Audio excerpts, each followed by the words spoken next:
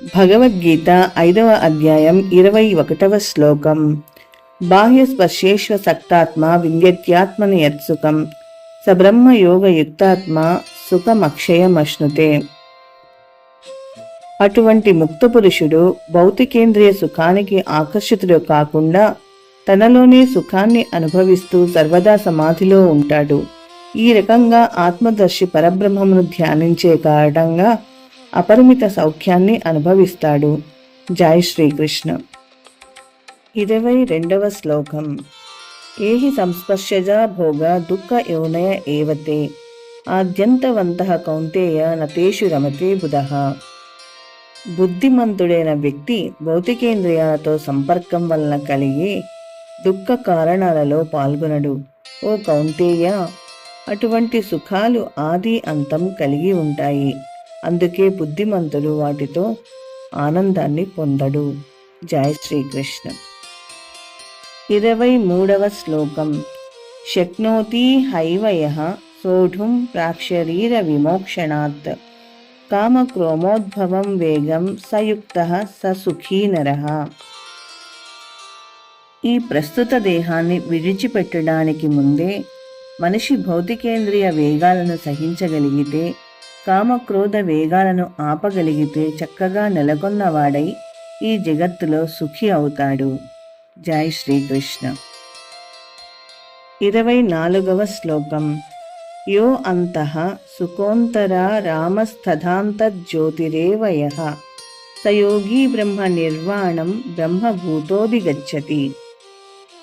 ఎవ్వని సుఖం లోపలే ఉన్నదో, ఎవ్వడు తన లోపలే ఉత్సాహంగా ఉండి ఆనందిస్తాడో, ఎవ్వని లక్ష్యం అంతర్ముఖంగా ఉన్నదో అతడే నిజానికి పరిపూర్ణ యోగి. అతడు బ్రహ్మములో ముక్తుడై ఉండి చివరకు బ్రహ్మమునే పొందుతాడు. జై శ్రీకృష్ణ. 25వ శ్లోకం. లభంతే బ్రహ్మ నిర్వాణం ఋషయః క్షీణ కల్మషాః చిన్నద్వైధా యతాత్మానః సర్వభూతహితే రతాః. సందేహాల నుండి ఉత్పన్నమయ్యే ద్వంద్వాలకు అతీతులైన వారు, మనస్సులు అంతరంలోనే నెలకొనిన వారు, సకల జీవుల సంక్షేమానికై పనిచేయడంలో సర్వదా తలమునకలై ఉండేవారు, సమస్త పాపాల నుండి విముక్తులైన వారు అయిన జనులు బ్రహ్మములో ముక్తిని పొందుతారు. జై శ్రీకృష్ణ. 26వ శ్లోకం. కామక్రోధ విముక్తానాం యతీనాం యతచేతసాం అభితో బ్రహ్మ నిర్వాణం వర్తతే విదితాత్మనాం. కోపం నుండి మరియు సమస్త భౌతిక కోరికల నుండి విడివడిన వారు, ఆత్మదర్శులు, స్వీయ నిగ్రహం కలిగిన వారు, పూర్ణత్వానికై నిరంతరం ప్రయత్నిస్తున్నవారు అయిన వ్యక్తులు అచిరకాలంలోనే బ్రహ్మములో మోక్షాన్ని నిశ్చయంగా పొందుతారు. జై శ్రీకృష్ణ. 27, 28 శ్లోకములు. స్పర్శాన్ కృత్వా బహిర్బాహ్యాం చక్షుశ్చైవాంతరే భ్రువోః ప్రాణాపానౌ సమం కృత్వా నాసాభ్యంతరచారిణౌ యతేంద్రియ మనోర్బుద్ధిర్మునిర్మోక్షపరాయణః విగతేచ్ఛా భయక్రోధో యః సదా ముక్త ఏవ సః. సకల బాహ్యేంద్రియ వస్తువులను త్యజించి కళ్లను, దృష్టిని రెండు కనుబొమ్మల మధ్య కేంద్రీకరించి ఉచ్ఛ్వాస నిశ్వాసాలను నాసికా రంధ్రాలలోనే నిలిపి ఆ విధంగా మనస్సును, ఇంద్రియాలను, బుద్ధిని నిగ్రహించి మోక్షాన్ని కోరుకునే ముని కోరిక, భయము, క్రోధం నుండి బయటపడతాడు.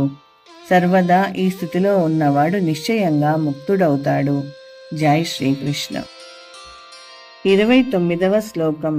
భోక్తారం యజ్ఞతపసాం సర్వలోక మహేశ్వరం సుహృదం సర్వభూతానాం జ్ఞాత్వా మాం శాంతిముచ్యతి. నన్ను సమస్త యజ్ఞాలకు, తపస్సులకు చరమ భోక్తగాను, సకల లోకాలకు, దేవతలకు పరమ ప్రభువుగాను, సకల జీవులకు ఉపకారిగాను, శ్రేయోభిలాషుగాను తెలుసుకొని నా సంపూర్ణ భావనలో ఉన్న వ్యక్తి భౌతిక క్లేశ వేదనల నుండి విడివడి శాంతిని పొందుతాడు. జై శ్రీకృష్ణ.